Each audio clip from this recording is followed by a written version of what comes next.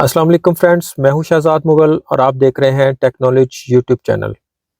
Friends, अगर आपका भी सीलिंग फैन चलते चलते बंद हो गया है या पिछले सीजन का चलता हुआ फैन आपने इस बार चलाया तो वो नहीं चल रहा या फिर चलते हुए वो रोने जैसी आवाज निकाल के चलता है, तो इन सारे मसलों का हल आज की वीडियो में करने वाले हैं। हमने इसका कैपेसिटर चेंज करके भी देख लिया, लेकिन बावजूद इसके ये पंखा ऑन नहीं हो रहा। मैकेनिक के हाथ में जब ऐसा पंखा लगता है तो सबसे पहले उसने यही कहना होता है कि आपका पंखा बर्न हो गया है, ये दोबारा वाइंड होगा। हालांकि 99% पंखे बर्न नहीं होते, उनमें एक छोटा सा मसला आ जाता है जिसकी वजह से वो ऑन नहीं होते।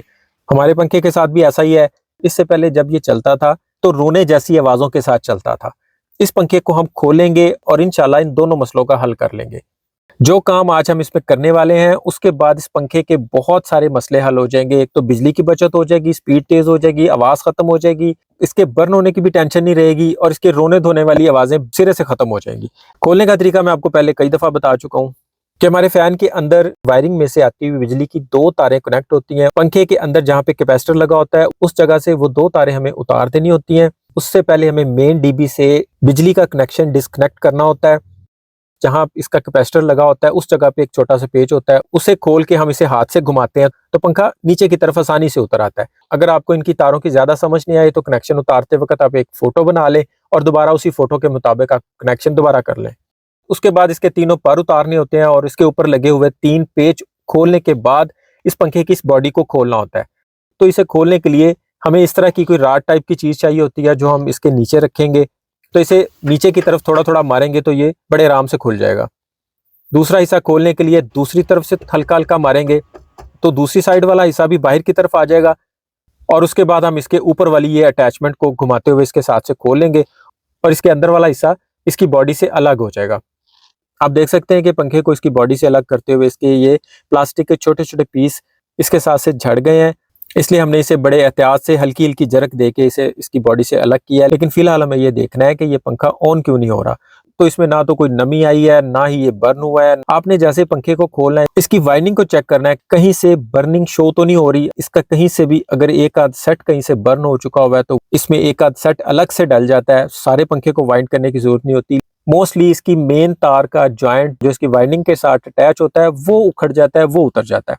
सिर्फ उससे एक जोड़ की वजह से आपको इसकी पूरी वाइंडिंग के पैसे दे के दोबारा पंखा चलवाना पड़ता है। हालांकि सिर्फ एक जोड़ लगता है और पंखा दोबारा चल जाता है। तो हमारे केस में भी हमने इसको जब डीपली देखा, इसको चेक किया तो इसकी एक मेन तार का जोड़ ही उतरा हुआ था और जहां से उतरा था वो तार भी हमें मिल गई। छोटी हो तो आप इसका एक बल्ब पूरा ही उतार के दोबारा लंबी तार करके इसके ऊपर लगा सकते हैं, उसमें भी कोई इशू नहीं है, कोई मसला नहीं है। इसकी वाइंडिंग वाली वायर के ऊपर एक खास किस्म का एनामल होता है जिसकी वजह से ये वायर आपस में शार्ट नहीं होती। तो उसे रेगमार से हमें पहले ऊपर से रब कर लेना ताकि उसका ऊपर से एनामल उतर जाए और फिर हम जिस तार से इसका जोड़ उतरा हुआ है उसके साथ इसको थोड़ा लपेट के तो काविये की मदद से इसका जोड़ लगा देंगे। पूरी तार के ऊपर एक नई स्लीव भी चढ़ा दें।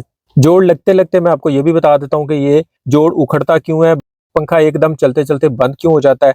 तो उसकी रीजन ये होती है कि इसके साथ जो इसकी प्लास्टिक शीट लगाई गई होती है उसकी क्वालिटी अच्छी नहीं होती। इसके अंदर जो फाइबर के पीस लगाए गए होते हैं ताकि ये बॉडी के साथ शॉर्ट नहीं हो, वो भी इसके अंदर टाइट नहीं होते, लूज हो जाते हैं, जिसकी वजह से ये सम टाइम बॉडी के साथ शॉर्ट हो जाता है।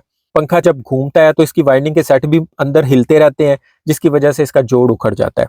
तो अभी हम इस चीज का भी बड़ा अच्छा सा हल निकाल लेते हैं। आज के बाद इंशाल्लाह ये पंखा अब कभी दोबारा खराब नहीं होगा, बिजली भी कम लेगा, स्पीड भी अच्छी रहेगी। जोड़ लगाने के बाद तारों के ऊपर हमने एक टाई भी लगा दिया ताकि ऊपर की तरफ जब हम तारों के साथ कैपेसिटर लगाएं या इनके जोड़ वगैरह लगाएं तो पंखे के अंदर से तारों को खींचना पड़े। इतना काम करने के बाद जब हम इस पंखे को चलाएंगे तो ये ऑन तो हो जाएगा, चलना तो शुरू हो जाएगा। लेकिन इसका एक बड़ा मसला जो ये चलते हुए घूमते हुए रोने की एक्टिंग करता था और जिस वजह से इसकी तार का ये जोड़ क्रैक हुआ था। जैसा आप देख सकते हैं कि इसकी वाइंडिंग कितनी लूज है। इसका ऊपर का प्लास्टिक जिसने इसकी वाइंडिंग को इसकी बॉडी से अलग किया हुआ है वो भी इसके अंदर से झड़ रहा है, खत्म हो रहा है। अगर हम इस पंखे को ऐसे ही चलाने की कोशिश करेंगे तो ये हार्डली 1 माह चल जाएगा या 1.5 माह चल जाएगा, इससे ज्यादा इसकी लाइफ नहीं रहेगी क्योंकि इसने आगे आगे बिल्कुल खराब हो जाना है, इसने बॉडी के साथ शॉर्ट होने लग जाना है और फिर इसने किसी भी वक्त बर्न हो जाना है। इस तरह के पंखे आमतौर पर चलते भी रहे तो वो शॉर्ट होते हैं। तो चूंकि इसके साथ कैपेसिटर भी लगा होता है इसलिए पंखे से लगने वाला करंट भी बहुत शदीद होता है। तो सबसे पहले तो हमें इसकी वाइंडिंग के सेट्स को बड़े एहतियात के साथ एक दूसरे से अलग करना है। तो इसके लिए हमें किसी लोहे की चीज का इस्तेमाल हरगिज नहीं करना। हमने एक लकड़ी का पीस ले लिया है, उससे हम इसके सारे सेट के अंदर जो वायर्स हैं जो अलग अलग सी हुई हैं तो उनको हम थोड़ा थोड़ा इकट्ठा करेंगे। हर सेट को उसकी अपनी जगह पे ला के तरीके से सेट करेंगे, उसकी वायर्स बिल्कुल उसके साथ साथ नथी करेंगे। अगर कोई एक सिंगल वायर भी बॉडी के साथ टच हो रही है तो उसको बॉडी से अलग करना बहुत जरूरी है। एक दफा इस पे थोड़ा टाइम लगा देना है। आप देख सकते हैं कि ये कितने लूज हुए हुए हैं। जब ये पंखा घूमता होगा तो ये क्या करते होंगे। इस सारे को अच्छे से सेट करने के बाद हमें उसके ऊपर राइजन एपॉक्सी ग्लू का एक कोट करना है। ये 2 बोतलों का सेट किसी भी हार्डवेयर स्टोर से मिल जाता है। एक व्हाइट कलर का राइजन होता है जिसे पार्ट ए बोलते हैं, दूसरा हार्डनर होता है इसे पार्ट बी बोलते हैं। इनको मिक्स करके लगाया जाता है। हमारे पास ग्लू का डिब्बा है, हम उसके ढक्कन में इन दोनों को मिक्स कर लेते हैं। ये बहुत जल्दी ड्राई नहीं होती, आप इसे पूरी क्वांटिटी में एक ही दफा भी बना सकते हैं। और इसे लगाने के लिए भी हम उसी लकड़ी की स्टिक का यूज करेंगे और इस ग्लू को हमने अच्छे से वाइंडिंग के ऊपर लगाते जाना है, इसकी साइडों पे लगाते जाना है। इसके जो होल है जिसके अंदर फाइबर और प्लास्टिक की शीट्स यूज की गई हैं उसके ऊपर हमने इसको लगाते जाना है। तो ये धीरे धीरे इनके अंदर खुद ब खुद नीचे की तरफ जाती जाएगी। जितनी भी खाली जगह होगी, जितनी भी स्पेस होगी उसके अंदर फिल होती जाएगी। बहुत से लोगों को पता होगा कि वाइंडिंग की वायर के ऊपर ऑलरेडी एक एनामल चढ़ा होता है जिसकी वजह से वो तारें आपस में शॉर्ट नहीं होती। तो समझ लें हमने इस राइजन ग्लू के थ्रू उन तारों के ऊपर एक और कोट कर दिया है। कॉपर की इन तारों की मजीद हिफाजत हो गई है। दूसरी तरफ लगाने के लिए हमने दोबारा बना लिया है और इस सारी वाइंडिंग के ऊपर हमने ये ग्लू लगा दिया है। इसे ड्राई होने के लिए 2-4 घंटे का टाइम देना पड़ेगा।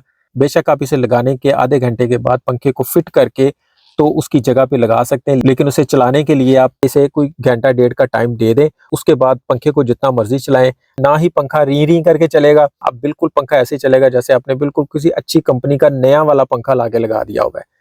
हमने भी इसे ड्राई होने के लिए सिर्फ आधा पौना घंटा ही दिया और उसे दोबारा से फिट कर लिया।